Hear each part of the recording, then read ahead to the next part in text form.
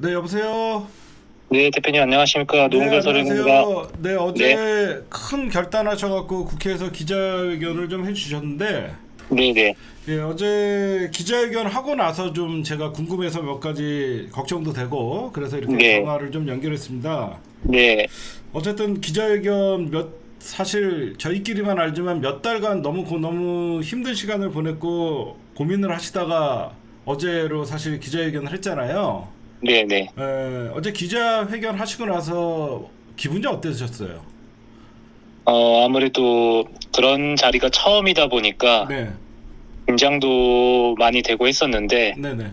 어, 그래도 제가 기자회견을 하고 나서 뭐 댓글이라든가 아니면 뭐 여러 방면으로 시민분들, 국민분들께서 응원해 주시는 걸 보고 네네. 그래도 좀 불안한 마음이 많이 좀 음, 줄어들고 또 든든한 마음이 들었습니다. 오히려 그 안 할 때는 약간 더 불안하고 안 하는 거에 대한 좀 그 어떤 인간적 그 양심 막 이런 게 있었는데 네. 기자회견을 하고 나서 오히려 기분이 좀 홀가분해지셨나요? 네, 홀가분한 점이 있습니다. 왜냐하면 하고 나서 네네. 지금도 사실은 사찰이나 이런 게 있지 않을까 음, 걱정은 되지만 음, 그래도 제가 제 얼굴을 공개하고 공개적으로 가족의 안전에 대해서 더 이상 위협을 안 했으면 좋겠다고 얘기를 했기 때문에 네. 그래도 그들이 이제 함부로 움직이지 못할 거라는 생각은 어느 정도 갖고 있습니다. 네, 제가 사실 우리 노소령님이랑 네, 이 기자회견 타이밍을 보고 네, 노소령님이 마음이 되게 급하셨잖아요. 계속 네, 사찰을 맞습니다. 당하고 가족이 위협받는 상황이니까. 네, 근데 저는 계속 좀 미뤘어요. 그때 네, 좀 기분이 안 좋으셨을 수도 있겠지만 어제 타이밍은 참 좋았죠, 우리가. 네, 맞습니다. 왜냐면 윤석열 탄핵 국면이 있었기 때문에 네, 이게 저희가 어떤 충격적인 거를 얘기해도 이게 다 묻혀버릴 수밖에 없는 상황이어서 지났지만 네, 저희가 시간을 조금 어제로 잡았던 거 미뤘던 것은 더 노소령님의 이 당한 일을 많은 분들에게 공론화시키고 알려드리기 위해서였다라고 좀 말씀드리고 싶고 네, 그다음에 그 지금 어제 인터뷰 이후에 네. 인터뷰 전과 인터뷰 이후에 어떤 현재 변화된 게 있습니까? 예를 들어서 어떤 언론사에서 뭐 연락이 좀 많이 와갖고 사실관계를 확인한다던가 인터뷰 요청이 있다든가 아니면 또 의문에 또 물론 또 협박을 좀 받는 것 같기도 하고 누군가의 감시를 받는 것 같기도 하다라는 뭐 변화가 있습니까? 현재까지는 언론사에서 추가 언론 인터뷰 요청이라든가 그런 네, 거는 아직 온 적은 없고, 네, 그리고 누군가 저희 집으로 찾아온다든가 아니면 음, 의문의 전화가 온다든가 그런 거는 아직까지는 없었습니다. 그리고 국방부 조사본부에서도 또 국방부에서도 제가 기자회견을 한 거에 대해서 어떤 의견이라든가 그런 거를 아직 그런 연락은 따로 받지 못했고요. 네, 일부 유튜브 채널에서 좀 출연해줬으면 좋겠다라고 연락 온 적은 있었는데 예. 그건 제가 어떤 관심을 끌고 싶어서 제가 기자회견을 한 건 아니기 때문에 제가 네. 그쪽은 정중하게 거절을 했습니다. 예. 지금 노은결 소령님은요, 여러분들 현직 군인이에요. 지금 육아휴직 중이신데, 지금 현재 국방부에서 어떻게 보면 사전에 신고하지 않고 이렇게 휴직 중이라도 인터넷, 즉 언론에 기자회견을 하는 것은 국방부에서 어떤 제재 사항이 있나요? 원래는 신고하게 돼 있죠. 네, 네, 원래는 사전에 대외 활동, 언론 활동, 출판 활동 같은 걸 할 때는 국방부 장관의 사전 허가를 득하고 예. 하게끔 되어 있는데, 네네. 당시엔 아마 제가 그 대표님과 그리고 기자님과 같이 기자회견을 준비했을 당시에는 김용현 국방부 장관이었기 때문에, 그렇죠. 어, 뭐, 뭐, 신고를 하더라도 허락을 안 해줄 뿐만 아니라 그렇죠. 저희가 그런 걸 계획한다는 게 음. 노출될 음. 것이라는 생각에 음. 나중에 따로 별도의 징계나 음. 제재가 있더라도 음. 신고하지 않고 기자회견을 하는 게 낫겠다고 생각을 했었습니다. 네. 그게 나을 것 같아갖고 저희가 좀 판단을 했고 그러면 제가 알기로는 이런 폭로 기자회견을 하면 나중에라도 사실 물론 국방부가 이거 사건을 재조사하고 진상규명을 위해서 노력을 해갖고 억울한 노은결 소령님의 어떻게 보면 테러를 당한 건데 이런 폭력 사건에 대해서 철저히 진상규명이 된다 그러면 다행이지만 오히려 군대라는 어떤 폐쇄성이 있는 집단의 특징을 보면 덮고 넘어가려는 것들이 상당히 많은데 현재 노은결 소령님은 지금은 괜찮지만 지금 저쪽에서 아마 노은결 소령님까지 뭐 신경을 못 쓸 수도 있고 지금 워낙 국방부 장관도 현재 거리 상태고 없는 상태고 차관이 대신을 하고 있는데 노은결 소령님이 향후 이렇게 좀 됐으면 좋겠다. 왜 그러면 나 같은 어떻게 보면 제2의 노은결이 나올 수 있고 제3의 노은결도 어딘가에서는 존재하고 있는데 그분들이 아직 말을 안 하고 있을 수도 있거든요.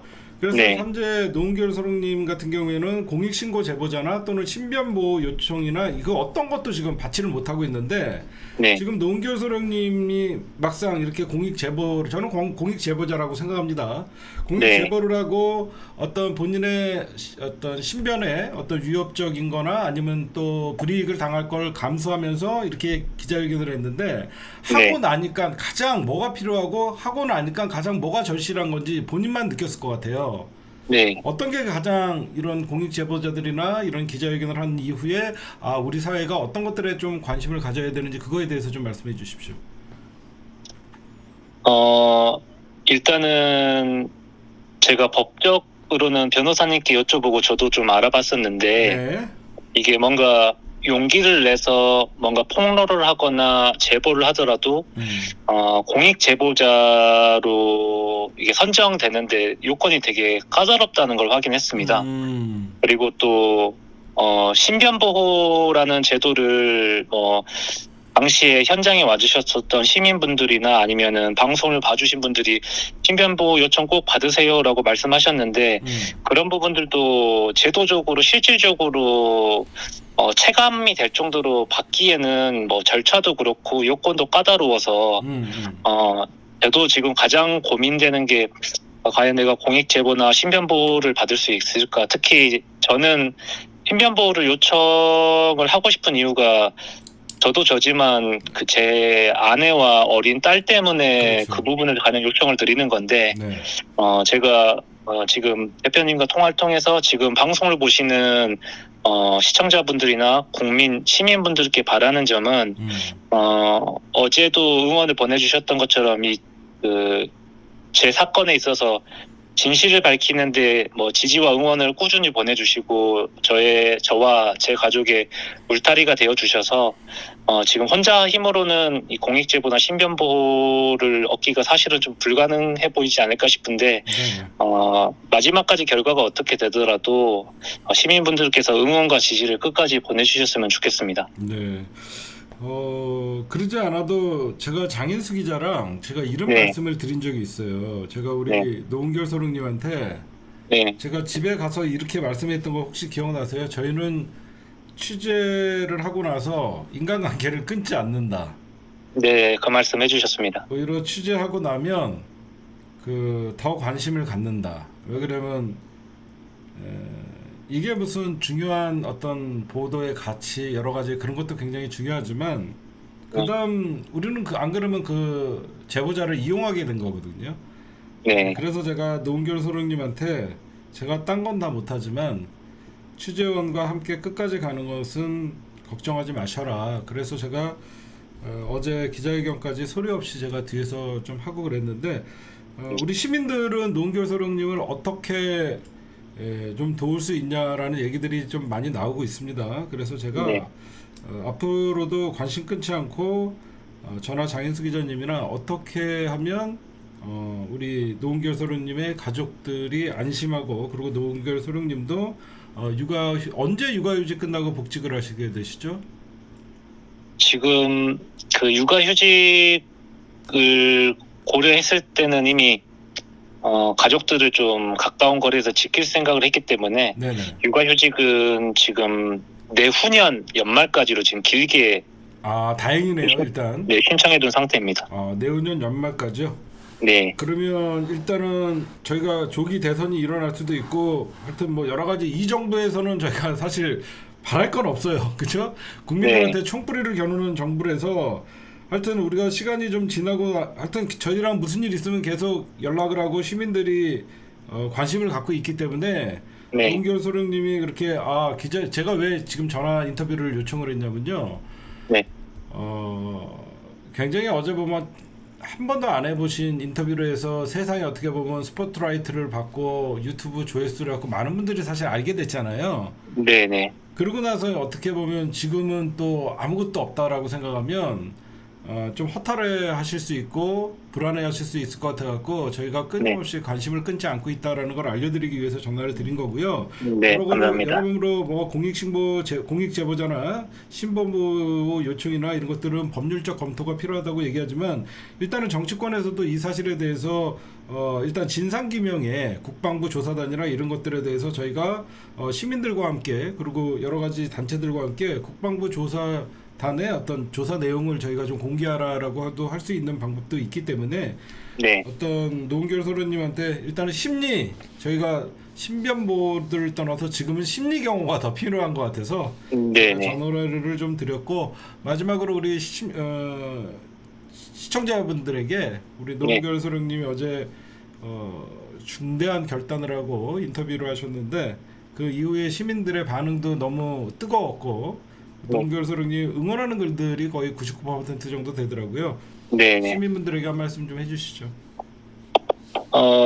먼저 어제 그 기자회견 하는데 처음부터 끝까지 많은 도움을 주시고 심리적으로도 많이 응원해 주신 먼저 이종원 대표님 그리고 그 현장에 찾아와 주셨던 시사타파 개국본 시민 여러분께 먼저 진심으로 감사드리고 싶습니다. 그 기자회견을 처음 하는 것이고 내용도 상당히 좀 충격적인 내용이어서 사실 그분들이 현장에 안 계셨으면 제가 더 떨리고 실수도 많이 했었을 것 같은데 현장에 계시는 분들 보면서 저도 또 힘을 낼 수 있었습니다. 그리고 많은 응원을 보내주신 것에 대해서 감사를 드리고 대표님 말씀해 주신 것처럼 시간이 좀 필요하긴 하겠지만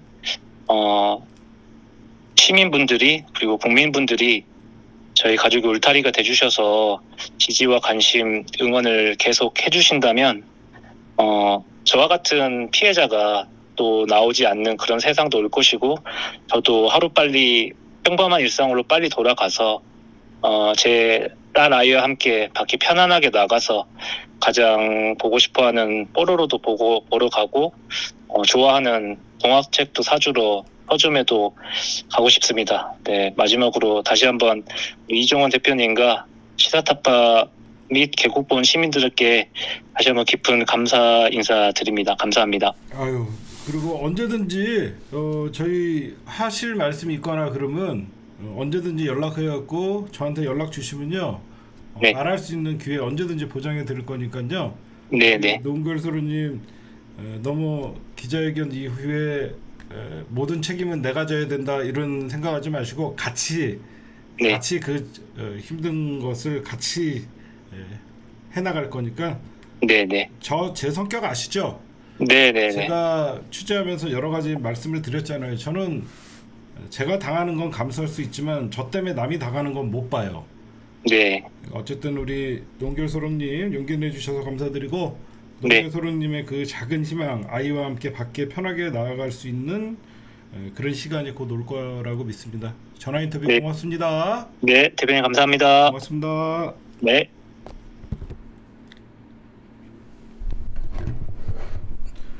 네, 우리 노은결 소령이었습니다. 소박하죠.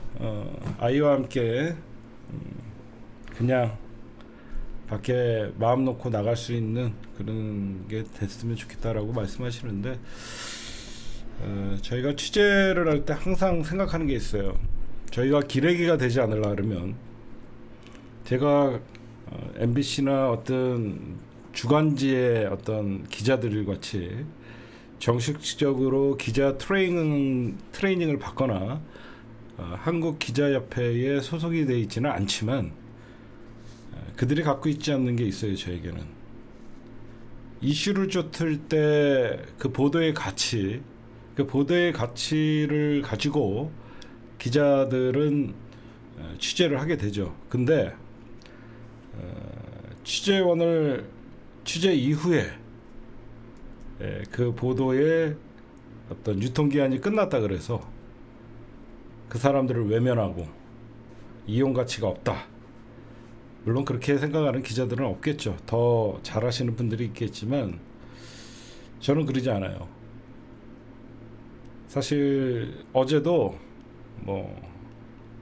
이 기자회견을 준비하고 시간이 몇 개월을 준비하고 그랬지만 그 어떤 것도 영상이나 보도나 이런 것도 더 많은 곳에서 퍼가고 쓸 수 있게끔 그게 더 중요한 거고, 그 다음에 이분이 이제 됐습니다 할 때까지 기자는 책임을 져야 되는 거예요. 저는 그게 기자라고 생각해요. 내 보도를 위해서 터트린 다음에 외면하고 모르는 척 하는 거는 그건 기레기예요. 그래서 우리 노은결 소장님은 제가 여러분들 걱정 안 하시도록 평소에도 사모님이랑 그 아이들까지 제가 할 수 있는 부분은 챙길게요. 방송인에서 이렇게 얘기하는 게 아니라 제가 장인수 기자를 좋아하는 게 그거예요. 공중파의 어떤 유명한 기자로서 본인의 색깔이 분명하고 여러 가지 어떤 주장도 있을 수 있지만 이 부분에 대해서 장인수 기자랑 저랑 생각이 같았어요. 취재 이후에 취재원을 보호하는 거, 제보자를 보호하는 거. 그래서 제가 장인수 너는 됐구나 사람이. 그래서 장인수 기자와 이 제보는 사실 제가 받은 겁니다. 이 제보는 제가 받았고 제가 방송 중 새벽에 노은결 소령의 와이프한테 사실 저한테 문자가 왔었어요. 문자가 왔었는데 제가 새벽 3시인가 4시가 돼갖고 너무 늦어서 제가 전화를 안 했는데 장인수 기자와 이게